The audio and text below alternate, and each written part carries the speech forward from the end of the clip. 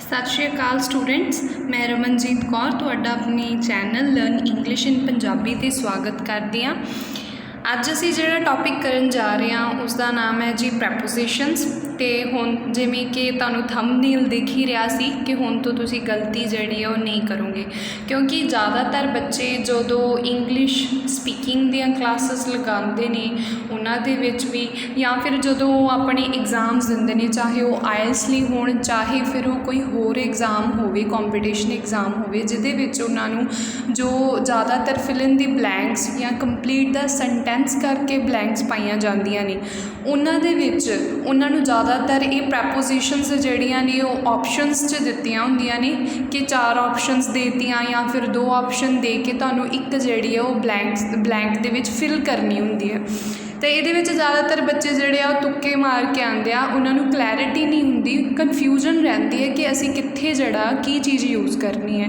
तो ये अज की वीडियो जी है ये कन्फ्यूजन दूर करने के लिए है। होप सो तुसी इनू चंगे तरीके नाल लगाओगे तो अज तो बाद जड़ियाँ तुहाडियां मिसटेक्स हुंदियां ने सेंटेंस बनाउण लगे, इंग्लिश लिखण लगे, वो दोबारा जड़ियाँ नहीं होणगियां। तो वीडियो शुरू करने तो पहला हमेशा की तरह मैं यही कहूँगी कि फ्री दे विच इंग्लिश स्पीकिंग कोर्स जो ये चल रहा है learn English in Punjabi channel ते, इसनूं इहदियां हरेक वीडियो नूं तुसी कि तुहानूं मिल जावे इहदे लई तुसी चैनल नूं सबसक्राइब जरूर करो तो अपने दोस्तां दे नाल शेयर जरूर करो ताकि जिहड़े भी बच्चे इंग्लिश तो डरदे नहीं उन्हां दी जिहड़ी है मदद हो सके तो वो इंग्लिश जिहड़ी लिखनी है तो बोलनी है जिहड़ी वो शुरू कर देन ते सीख सकन। चलो अज दा टॉपिक है जो वो शुरू करते हैं। हम देखो बच्चे, वट इज़ प्रैपोजिशनस। जे असी गल करिए कि प्रैपोजिशन हुंदियां की ने, तो पहला तुसी इहदा जो नाम है उन्होंने तुसी तोड़ के पढ़ो। Pre and position. प्री का मतलब हुंदा है बच्चे पहला, तो पोजीशन का मतलब हुंदा है स्थान। ठीक है, जिन्हां दा हुण नाम नूं जे पूरा पढ़िए मतलब जिन्हां दा स्थान पहला हुंदा है, तो बच्चे किहदे तो पहला हुंदा है इन्हां दा स्थान? इन्हां दा स्थान पहला हुंदा है नाउन तो, प्रनाउन तो, या कोई भी नाउन की फ्रेज, नाउन के बारे कुछ भी कहा गया होएगा तो उहदे लई तुसी की उस तो पहला जिहड़ी चीज़ यूज़ हुंदी है उन्होंने असीं की कहने आ? प्रैपोजिशन। दूसरी गल, एग्जाम्पल तो तुहानूं ज़्यादा समझ आऊगा बट पहला तुसी एक बारी इहदी डेफिनेशन सुन लिया करो कि to show the direction, time, place, location, spatial relationships and to introduce an object। मान लो तुसी सेंटेंस कह रहे हो, ठीक है, जिवें एग्जाम्पल लै लो तुसी पहला कि the book is lying on the table. इस सेंटेंस दे विच सबजैक्ट की है, मेन गल किहदे बारे करी है? बुक दे बारे, तो साडी वर्ब है लाइंग मतलब वो पई है। ठीक है, इज़ हैल्पिंग वर्ब है, मैं पिछले लैक्चर्स च करवा चुकी हाँ वर्ब वाले च कि हैल्पिंग वर्ब्स की होंदियां ने तो इज़ कित्थे यूज़ होना चाहिए। जे तुहानूं उहदे च थोड़ी कन्फ्यूजन होंदी है तो तुसी वो टेंसेस दा वर्ब दा लैक्चर है वो जरूर लगा के आयो इत्थे। So the book is lying on the table कि टेबल के उत्ते आ जिहड़ी वो बुक पई है। जे मान लो ये हुण ऑब्जैक्ट दे विच की है, किहड़ी चीज़ है जो बुक के बारे होर कही गई है, वो मतलब उहदे नाल रिलेटेड कोई चीज़ कोई गल की गई है, वो है साडे कोल द टेबल। ठीक है बच्चे, हुण जे यह सेंटेंस कल्ला इदां हुंदा कि the book is lying the table, इत्थे कुछ भी ना हुंदा तो सानूं की पता हुंदा कि बुक पई है। हुण टेबल जां तो बुक दे कोल पिया या की है सानूं कुछ नहीं पता लगदा। हुण जिहड़ी चीज़ सानूं ये दसदी पई है कि नाउन दा जिहड़ा नाउन प्रनाउन है उन्हां दा आपस च की रिलेशन है या सबजैक्ट ऑब्जैक्ट दा आपस च की रिलेशन है, एंड दूसरी गल इहदी लोकेशन, इहदी जो पोजीशन है उहदा जो प्लेस है सानूं वो दसदी पई है, उहनूं असीं कहांगे प्रैपोजिशन। ये जिहड़ियां चीज़ां हुंदियां ने, मान लो किसी सेंटेंस दे विच जदों असीं बोलदे हां उदों तो सानूं पता हुंदा कि समा इन्ना इन्ना या किवें सीगा, जगह किहड़ी सी, लोकेशन किहड़ी सी। जदों असीं अपने बोलदे टाइम अपनी भाशा के जरिए मान लो किसी नूं रिटन च लिख के देना तो उन्होंने दसना कि कितना टाइम होया सी, उहदे लई दस्सण दे लई सेंटेंस दे विच जिहड़ियां चीज़ां मदद करदियां ने वो की ने? प्रैपोजिशन। तो याद रखना टाइम, डायरैक्शन, ठीक है। जिमें he turn the car to the right, ਤਾਂ ਰਾਈਟ ਵੱਲ ਮੋੜਿਆ, ਤਾਂ ਇਹਦੇ ਵਿੱਚ ਜਿਹੜਾ ਵੱਲ ਸ਼ਬਦ ਵਾ ਉਹੀ ਪ੍ਰੈਪੋਜੀਸ਼ਨ ਹੈ ਜਿਹੜਾ ਸਾਨੂੰ ਇਹ ਦੱਸਦਾ ਕਿ ਡਾਇਰੈਕਸ਼ਨ ਵੱਲ ਨੂੰ ਮੋੜਿਆ। ਅਦਰਵਾਈਜ਼ ਜੇ ਇਵੇਂ ਹੁੰਦਾ ਨਾ ਹੀ ਟਰਨਡ ਦਾ ਕਾਰ, ਠੀਕ ਹੈ, ਦਾ ਰਾਈਟ, ਇਹਦੇ ਵਿੱਚ ਸਾਨੂੰ ਨਹੀਂ ਪਤਾ ਲੱਗਦਾ ਕਿ ਦਾ ਰਾਈਟ ਕੀ ਚੀਜ਼ ਹੈ ਵਿੱਚ। ਤਾਂ ਇਹਦੇ ਵਿੱਚ ਪ੍ਰੈਪੋਜੀਸ਼ਨ ਸਾਡੀ ਮਦਦ ਕਰਦੀ ਪਈ ਹੈ ਕਿ ਕਿਵੇਂ ਇਸ ਚੀਜ਼ ਦਾ ਉਹਦੀ ਡਾਇਰੈਕਸ਼ਨ, ਉਹਦਾ ਟਾਈਮ, ਲੋਕੇਸ਼ਨ ਦੱਸਣ ਬਾਰੇ ਸਾਡੀ ਮਦਦ ਕਰਦੀ ਹੈ। ਇੱਥੇ ਕਿਤਾਬ ਮੇਜ਼ ਉੱਤੇ ਪਈ ਸੀ, ਤਾਂ ਉੱਤੇ ਕੀ ਹੈ ਸਾਡੇ ਕੋਲ ਜਿਹੜੇ ਸਾਨੂੰ ਉਹਦੀ ਪੋਜੀਸ਼ਨ ਦੱਸਦਾ ਪਿਆ ਵਾ, ਉਸ ਚੀਜ਼ ਨੂੰ ਅਸੀਂ ਕਵਾਂਗੇ ਪ੍ਰੀਪੋਜੀਸ਼ਨ, ਠੀਕ ਹੈ, ਜਾਂ ਫਿਰ ਕਹਿ ਲਓ ਪ੍ਰੈਪੋਜੀਸ਼ਨਸ। ਠੀਕ ਹੈ ਬੱਚੇ, ਆਈ ਹੋਪ ਸਮਝ ਆ ਗਿਆ ਹੋਏਗਾ ਤੁਹਾਨੂੰ। ਤਾਂ ਜੇ ਅਸੀਂ ਕੁਝ ਐਗਜ਼ਾਮਪਲਸ ਦੀ ਗੱਲ ਕਰੀਏ ਤਾਂ of, on, at, in, into, to, from, by, with, without, over, ਠੀਕ ਹੈ ਬੱਚੇ, ਅੰਡਰ, ਠੀਕ ਹੈ, ਐਕਸੈਕਟਰਾ। ਬਹੁਤ ਸਾਰੀਆਂ ਵੈਸੇ ਤਾਂ ਟਾਈਪਸ ਹੁੰਦੀਆਂ ਨੇ, ਆਪਾਂ ਜਿਹੜੇ ਪਹਿਲਾਂ ਬਿਲਕੁਲ ਜਿਹੜੇ ਸਿੰਪਲ ਨੇ ਉਹ ਲੈ ਕੇ ਚੱਲਦੇ ਹਾਂ। ਅਦਰਵਾਈਜ਼ ਜਦੋਂ ਤੁਸੀਂ ਐਡਵਾਂਸ ਲੈਵਲ 'ਤੇ ਜਾਂਦੇ ਹੋ, ਇੰਗਲਿਸ਼ ਜਿਹੜੀ ਹੈ ਮੰਨ ਲਓ ਤੁਸੀਂ ਨਿਊਜ਼ਪੇਪਰ ਇੰਗਲਿਸ਼ 'ਤੇ ਪੜ੍ਹਨੇ ਸ਼ੁਰੂ ਕਰਤੇ, ਜਾਂ ਤੁਸੀਂ ਇੰਗਲਿਸ਼ 'ਚ ਬਹੁਤ ਜ਼ਿਆਦਾ ਵਧੀਆ ਹੋ ਗਏ ਹੋ, ਬੇਸਿਕ ਤੋਂ ਥੋੜ੍ਹਾ ਅੱਗੇ ਹੋ ਗਏ ਹੋ, ਤਾਂ ਉਸ ਟਾਈਮ ਕੀ ਹੈ ਤੁਹਾਨੂੰ ਕੰਪਾਊਂਡ ਪ੍ਰੈਪੋਜੀਸ਼ਨਸ ਹੁੰਦੀਆਂ ਨੇ, ਠੀਕ ਹੈ, ਹੋਰ ਵੀ ਪ੍ਰੈਪੋਜੀਸ਼ਨ ਦੀ ਇੱਕ ਟਾਈਪ ਹੁੰਦੀ ਹੈ। ਇਹ ਜਿਹੜੀਆਂ ਅਸੀਂ ਕਰਨ ਜਾ ਰਹੇ ਹਾਂ ਬੱਚੇ, ਤੁਹਾਡੇ ਬੇਸਿਕ ਜਿਹੜਾ ਕੋਰਸ ਆ ਕਿ ਤੁਸੀਂ ਇੱਕ ਵਾਰੀ ਪਹਿਲਾਂ ਸ਼ੁਰੂਆਤ ਤਾਂ ਕਰੋ, ਸਿੰਪਲ ਇੰਗਲਿਸ਼ ਜਿਹੜੀ ਲਿਖਣਾ ਤੁਸੀਂ ਸ਼ੁਰੂ ਕਰ ਦਿਓ, ਬੋਲਣਾ ਸ਼ੁਰੂ ਕਰ ਦਿਓ। ਉਹਦੇ ਲਈ ਅਸੀਂ ਪਹਿਲਾਂ ਜਿਹੜੀਆਂ ਸਿੰਪਲ ਪ੍ਰੈਪੋਜੀਸ਼ਨਸ ਹੈ ਬੱਚੇ ਉਹ ਕਰਨ ਜਾ ਰਹੇ ਹਾਂ। ਤਾਂ ਬੱਚੇ ਦੇਖੋ ਇਹਦੇ ਵਿੱਚ ਕਹਿੰਦੇ ਨੇ ਕਿ ਆਫ ਜਿਹੜਾ ਹੈ ਉਹ ਕਿੱਥੇ ਯੂਜ਼ ਹੁੰਦਾ ਹੈ। ਬੱਚੇ ਆਫ ਜਿਹੜਾ ਹੈ ਨਾ ਉਹ ਕਿਹੜੀ ਜਗ੍ਹਾ 'ਤੇ ਯੂਜ਼ ਹੁੰਦਾ ਹੈ, ਜਦੋਂ ਅਸੀਂ ਨਾਲ, ਦੇ, ਦੀ, ਦਾ, ਤੋਂ, ਲਈ, ਠੀਕ ਹੈ, ਇਹੋ ਜਿਹੇ ਸ਼ਬਦਾਂ ਦੀ ਮਤਲਬ ਸ਼ਬਦ ਵਰਤਣੇ ਹੁੰਦੇ ਨੇ ਆਪਣੇ ਸੈਂਟੈਂਸ ਦੇ ਵਿੱਚ, ਉਹਦੇ ਵਿੱਚ ਆਫ ਯੂਜ਼ ਹੋਊਗਾ। ਇਹਦੀ ਫਟਾਫਟ ਐਗਜ਼ਾਮਪਲ ਦੇਦੇ ਹਾਂ ਤਾਂ ਕਿ ਜਿਹੜੀ ਸਾਡੀ ਵੀਡੀਓ ਹੈ ਜ਼ਿਆਦਾ ਲੰਬੀ ਵੀ ਨਾ ਹੋਵੇ। ਇਹਦੇ ਵਿੱਚ ਦੇਖੋ ਜਦੋਂ ਅਸੀਂ ਤੋਂ ਬੋਲਣਾ, ਜਿਵੇਂ ਕਿ ਬਿਵੇਅਰ ਆਫ ਪਿਕ ਪੋਕਟਸ, ਮਤਲਬ ਜੇਬ ਕਤਰਿਆਂ ਤੋਂ ਸਾਵਧਾਨ ਰਹੋ ਜਾਂ ਫਿਰ ਬਚ ਕੇ ਰਹੋ। ਜਦੋਂ ਇਸ ਤਰ੍ਹਾਂ ਬੋਲਣਾ ਵਾ, ਇੱਥੇ ਕੀ ਵਰਤਾਂਗੇ ਆਪਾਂ ਆਫ, ਠੀਕ ਹੈ, ਕਿ ਉਹਨਾਂ ਤੋਂ ਬਚ ਕੇ ਰਹੋ। ਜਦੋਂ ਵੀ ਤੋਂ ਬੋਲਣਾ ਉਦੋਂ ਕੀ ਲੱਗਣਾ, ਆਫ ਲੱਗਣਾ। ਜਿੱਦਾਂ ਹੁਣ ਆਪਾਂ ਬੋਲਦੇ ਹਾਂ ਕਿ ਨਾਲ ਹੈ, ਠੀਕ ਹੈ, ਕਿ ਹੀ ਡਾਈਡ ਆਫ ਕੈਂਸਰ, ਉਹ ਕੈਂਸਰ ਨਾਲ ਮਰਿਆ। ਜਦੋਂ ਵੀ ਅਸੀਂ ਕਿਸੇ ਸੈਂਟੈਂਸ 'ਚ ਨਾਲ ਵਰਤਣਾ ਉਦੋਂ ਵੀ ਆਫ ਲੱਗੂਗਾ। ਦੇ, she is capable of singing any song, ਉਹ ਕੋਈ ਵੀ ਗਾਣਾ ਗਾਉਣ ਦੇ ਕਾਬਲ ਹੈ। ਜਦੋਂ ਵੀ ਆਪਾਂ ਦੇ ਯੂਜ਼ ਕਰਨਾ ਕਿ she is capable singing any song, ਗਾਣਾ ਗਾਉਣ ਦੇ ਕਾਬਲ ਹੈ। ਜਦੋਂ ਵੀ ਦੇ ਯੂਜ਼ ਕਰਨਾ, ਪੰਜਾਬੀ ਵਾਲਾ ਦੇ, ਇੰਗਲਿਸ਼ ਵਾਲਾ ਨਹੀਂ, ਤਾਂ ਉਹਦੇ ਲਈ ਕੀ ਯੂਜ਼ ਕਰਨਾ ਤੁਸੀਂ, ਆਫ ਯੂਜ਼ ਕਰਨਾ। ਹੀ is confident of his victory, ਉਸਨੂੰ ਆਪਣੀ ਜਿੱਤ ਦਾ ਪੂਰਾ ਵਿਸ਼ਵਾਸ ਹੈ। ਦਾ ਯੂਜ਼ ਕਰਨਾ, ਦੀ ਯੂਜ਼ ਕਰਨਾ, ਤੁਸੀਂ ਦੇ ਯੂਜ਼ ਕਰਨਾ, ਉਹਦੇ ਲਈ ਤੁਸੀਂ ਕੀ ਯੂਜ਼ ਕਰੋਗੇ, ਆਫ ਯੂਜ਼ ਕਰੋਗੇ। ਜਿੱਦਾਂ ਲਈ ਹੈ, he will repent of his misconduct, ਕਿ ਉਹ ਆਪਣੇ ਬੁਰੇ ਕੰਮ ਲਈ ਪਛਤਾਵੇਗਾ। ਇੱਥੇ ਰਿਪੈਂਟ ਦਾ ਮਤਲਬ ਹੈ ਪਛਤਾਵੇਗਾ, ਮਿਸਕੰਡਕਟ ਮਤਲਬ ਜੋ ਉਹਨੇ ਬੁਰਾ ਕੰਮ ਕੀਤਾ ਜਾਂ ਗਲਤ ਕੰਮ ਕਰਿਆ ਹੈ, ਸੋ ਉਹ ਆਪਣੇ ਬੁਰੇ ਕੰਮ ਲਈ ਪਛਤਾਵੇਗਾ। ਜਦੋਂ ਲਈ ਯੂਜ਼ ਕਰਦੇ ਆ ਨਾ, ਕਿ ਜਿੱਦਾਂ ਮੇਰੇ ਮੰਮਾ ਨੇ ਮੇਰੇ ਲਈ ਗਿਫਟ ਲਿਆ, so my mother bought gift for me, ਉਹਦੇ ਵਿੱਚ ਕੀ ਯੂਜ਼ ਹੁੰਦਾ ਹੈ ਕਿ ਕਿਹਦੇ ਲਈ ਲਿਆ, ਠੀਕ ਹੈ। ਤਾਂ ਲਈ ਦੇ ਲਈ ਆਪਾਂ ਇੱਥੇ ਯੂਜ਼ ਕਰ ਰਹੇ ਹਾਂ ਫੋਰ, ਕਿ ਮੇਰੇ ਲਈ ਯੂਜ਼ ਕਰਿਆ, ਠੀਕ ਹੈ ਜੀ। ਇੱਦਾਂ ਹੀ ਜੇ ਮੰਨ ਲਓ ਤੁਸੀਂ ਇਸ ਚੀਜ਼ ਤੋਂ ਸਾਨੂੰ ਇਹ ਪਤਾ ਲੱਗਦਾ ਕਿ ਮੰਨ ਲਓ ਕਿ ਜੇ ਲਈ ਵੀ ਯੂਜ਼ ਕੀਤਾ ਵਾ, ਠੀਕ ਹੈ, ਇਹ ਸੈਂਟੈਂਸ ਮੈਂ ਹੁਣ ਤੁਹਾਨੂੰ ਕਿਉਂ ਪਾਇਆ ਵਾ, ਇਸ ਕਰਕੇ ਪਾਇਆ ਵਾ ਕਿ ਮੰਨ ਲਓ ਕਈ ਜਗ੍ਹਾ ਕੀ ਹੁੰਦਾ ਵਾ, ਇਹਨਾਂ ਦਾ ਡਿਪੈਂਡ ਕਰਦਾ ਕਿ ਕਈ ਜਗ੍ਹਾ ਫੋਰ ਵੀ ਯੂਜ਼ ਹੋ ਸਕਦਾ।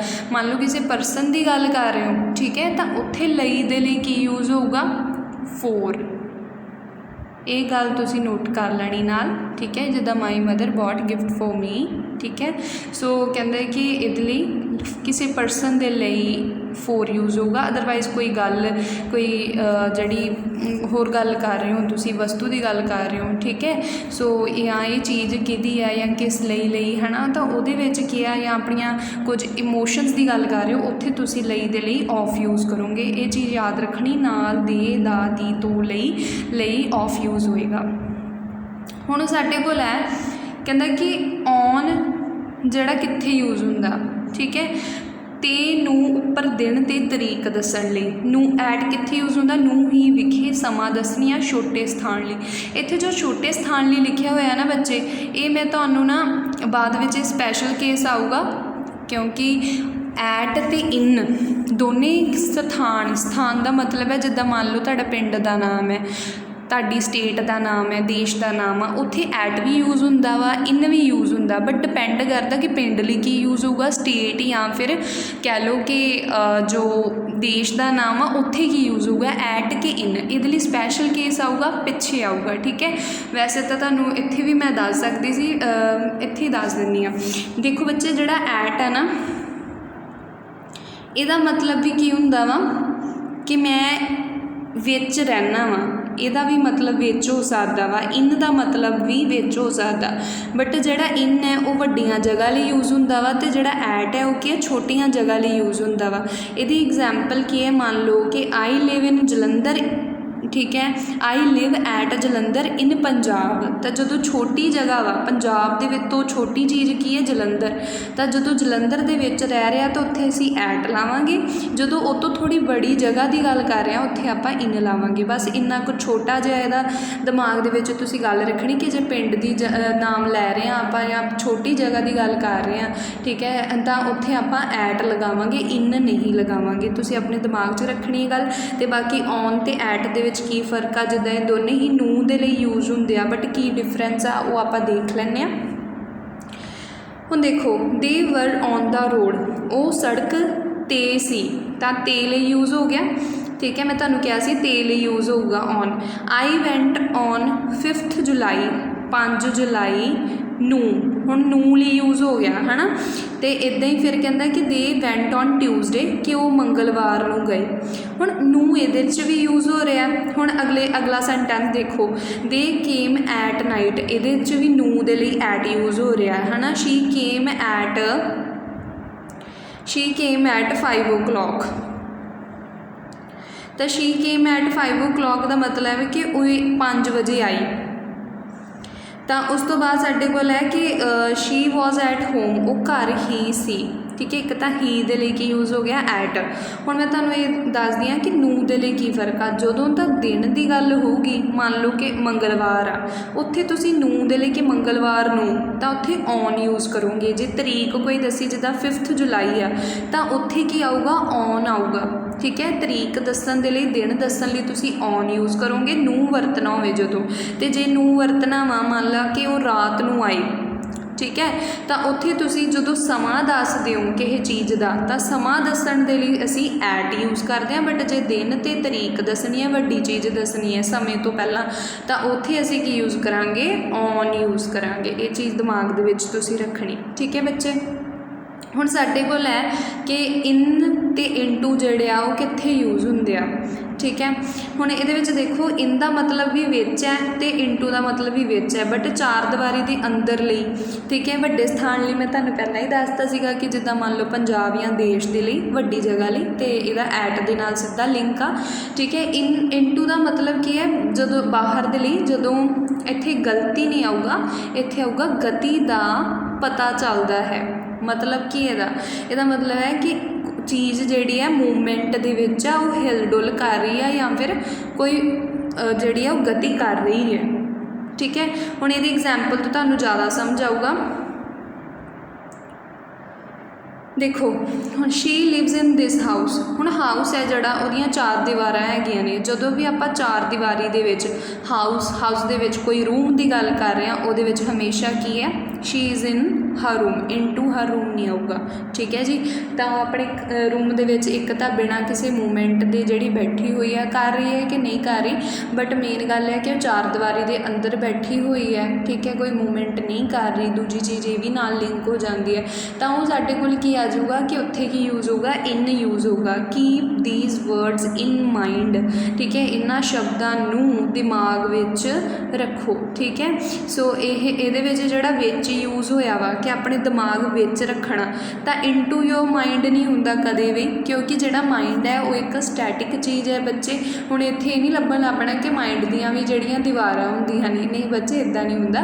ਮਾਈਂਡ ਜਿਹੜਾ ਵਾ ਨਾ, ਇਹ ਜਿਹੜੀ ਚੀਜ਼ ਆਪਣੇ ਦਿਮਾਗ ਵਿੱਚ ਰੱਖੋ, ਠੀਕ ਹੈ। ਜਦੋਂ ਵੀ ਇੱਥੇ करना, इत्थे भी कोई गति नहीं हो रही, कोई चीज़ जिहड़ी आ मूव करके नहीं जा रही। जदों इदां दीयां चीज़ां होवे उत्थे की यूज़ करते हैं आपां, इन यूज़ करते हैं, इनटू यूज़ नहीं करते। हुण इनटू क्या है, ही केम इनटू माई हाउस, हुण वो तुर के आया, घर विच आया, मतलब कोई गति की उन्हें। जदों भी गति की गल होगी उत्थे की यूज़ होगा, भावें इत्थे भी हाउस है इत्थे भी हाउस है, बट इत्थे गति करके की आ जाऊगा इनटू। फिर ही जंप्ड इनटू द रिवर, कि उन्हें छाल मारती, फिर उन्हें कोई काम किया, जदों भी वो कोई काम परफॉर्म कर रहा वा, वैसे तो उत्थे लिव्स वा बट रह रहा, बट गति कर रहा वा, उन्हें जंप च भी गति की, तो उहदे विच की आ जाऊगा बच्चे, उहदे विच भी जड़ा वा इनटू आ जाऊगा। आई होप समझ आ गया होगा तुहानूं। स्पैशल केस जिहड़ा सी मैं दसता सी तुहानूं कि छोटे स्थान लई वड्डे स्थान लई, जिवें she was born at Jalandhar in Punjab, ठीक है, छोटी जगह जलंधर है पंजाब तो उहदे लई एट यूज़ होगा, तो बाकी लई इन यूज़ होगा, ठीक है जी। हुण आपां देखदे हां कि फ्रॉम ते टू जिहड़े आ कित्थे यूज़ होंदे आ। देखो फ्रॉम दा अर्थ किसी स्थान तो जाण तो हुंदा वा, टू दा अर्थ किसी स्थान वल जाण नूं हुंदा वा, ठीक है। एग्जाम्पल तो तुहानूं समझ आऊगा की कह रही हाँ मैं। The train starts from Jalandhar and goes to Amritsar, ठीक है, नॉर्मल चीज़ आप बोल दें, ठीक है, कि वो अमृतसर जलंधर तो चलती वा ते अमृतसर जाती है। जदों भी आप किसी स्थान तो चीज़ शुरू करते हैं उहदे लई आपां यूज़ करते हैं फ्रॉम, ठीक है। तो जदों आप यूज़ करते हैं कि वो चीज़ किहड़ी चीज़ ते पहुँची है, ठीक है, जिथों शुरू किया उहदे लई फ्रॉम, जिथे पहुँची है चीज़ या जिहदे वल जा रही है, ठीक है, पहुँचना जिथे, उहदे लई आपां टू यूज़ करांगे, ठीक है। जिवें I start from my journey from my house to Manali, या फिर कुछ भी तुसी नाम लै सकते हो कि है ना भी मैं इत्थों अपने घर तो शुरू की तो मैं जाना कित्थे सी, मनाली वाल नूं। किहड़ी चीज़ ते जाना या की जाना वा वो तुसी बाद विच जिहड़ा वा स्पैसीफाई कर सकते हो अगले सेंटेंसिस च। ते इहदे विच वा जिवें कि शी केम टू मी, ठीक है, वो मान लो इत्थे मूवमेंट की है, जिहड़ी मूवमेंट आ चीज़ की वो तुहाडे कोल वाल नूं हुंदी है, ठीक है, वो तुहाडे कोल आई, ठीक है। तो इहदे विच की है मूवमेंट है जिहड़ी वो चीज़ दे कोल हुंदी है, जदों चीज़ तो दूर वाल नूं हुंदी है, जिद्दां शी केम फ्रॉम स्कूल, वो स्कूल तो आई, मतलब स्कूल तो हुण दूर जा रही है, तो इहो जी चीज़ दे लई जदों वो दूर जाऊगी तो फ्रॉम यूज़ करना, जदों नेड़े आ रही है कोई चीज़ तो उहदे लई आपां टू यूज़ करांगे। हुण साडे कोल है कि बाई कित्थे यूज़ हुंदा, जिद्दां मान लो कोई भी साधन आ कि तुसीं बस ते जाना, ट्रक ते जाना, किसी भी चीज़ ते जाना, किसी दे चीज़ दे द्वारा जाना वा, उहदे लई तुसीं बाई यूज़ करोगे। एग्जाम्पल आ ही केम बाई बस, कि वो बस के द्वारा आया तो उत्थे बाई लगूगा। हुण समय ते दे कोल जिहड़ा वा वो आपां यूज़ करते हैं बाई। जिवें मान लो कि तुहाडा घर है जिहड़ा वो गुरुद्वारा साहब दे नेड़े है, तो उत्थे तुसीं कहोगे कि my house is by the gurudwara Sahib, ठीक है, मतलब गुरुद्वारा साहब दे कोल पै रहा है। इहदी एग्जाम्पल एक होर लैंदे आ कि the school is by the big river, कि जिहड़ा स्कूल आ वो वड्डी नदी दे कोल पैंदा वा, तो उत्थे की यूज़ होगा, उत्थे यूज़ होगा बाय, याद रखना। सो अगे आ जिद्दां what is the time by your watch, जिद्दां किसी नूं पुछदे ने कि तेरी घड़ी च टाइम की होया वा, उहदे घड़ी दे विच टाइम नहीं हुंदा, वो घड़ी ते टाइम हुंदा वा, उहदे ते समां दसना हुंदा, घड़ी दे विच थोड़ी पाया होया कि घड़ी दे विच वो निकल रहा है, तो इत्थे ते समां की होएगा, तो उहदे लई आपां बाय योर वॉच यूज़ करते हैं जदों समय ते पुछदे हैं, ठीक है, किसी चीज़ ते, उत्थे की यूज़ हुंदा वा बाय, तुसीं याद रखना। हुण बच्चे कहते कि विद ते विदाउट ये बहुत ही ईजी है, जदों भी किसी चीज़ के नाल यूज़ करते हैं तो उत्थे विद यूज़ करांगे, किसी चीज़ तो बगैर बोलते हैं तो उत्थे विदाउट यूज़ करांगे। एग्जाम्पल तो ज़्यादा समझाऊगा, जिवें I travel with my friend, मैं आपके दोस्त के नाल सफ़र करता हाँ, दे नाल मतलब दोस्त के नाल, उत्थे विद माई फ्रेंड आऊगा, ठीक है। जे मान लो यही कहा गया वा किसी चीज़ तो बगैर आ, ठीक है, so I travel without my friend, कि उहदे तो बगैर सफ़र करदा वा, ठीक है। जां फिर the pan is without a nib, जिहड़ा पैन सी उहदी निब नहीं सी, सो निब तो की है वो बिना वा, तो याद रखना तुसीं किसी चीज़ तो बगैर लिए विदाउट यूज़ करते हैं, अदरवाइज विद यूज़ करते हैं। ਹੁਣ ਸਪੈਸ਼ਲ ਕੇਸ ਹੈ ਔਨ ਐਂਡ ਅਪੋਨ ਦਾ, ਠੀਕ ਹੈ। ਦੈਨ ਵਟ ਇਜ਼ ਡਿਫਰੈਂਸ, ਦੋਨਾਂ ਦਾ ਮਤਲਬ ਕੀ ਹੈ, ਕਹਿੰਦਾ ਉੱਤੇ ਹੈ, ਠੀਕ ਹੈ।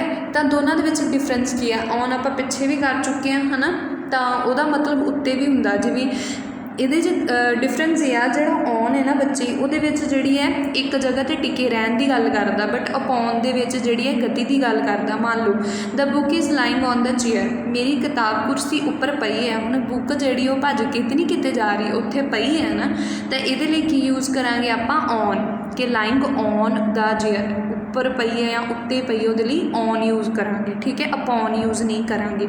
ਜੇ ਮੰਨ ਲਓ ਉਹ ਚੀਜ਼ ਗਤੀ ਕਰ ਰਹੀ ਹੈ, ਜਿੱਦਾਂ ਦਾ ਹਿਜ਼ ਬੈਗ ਅਪੋਨ ਦਾ ਟੇਬਲ, ਠੀਕ ਹੈ, ਦਾ 3 ਉਸਨੇ ਆਪਣਾ ਥੈਲਾ ਮੇਜ਼ 'ਤੇ ਸੁੱਟਿਆ।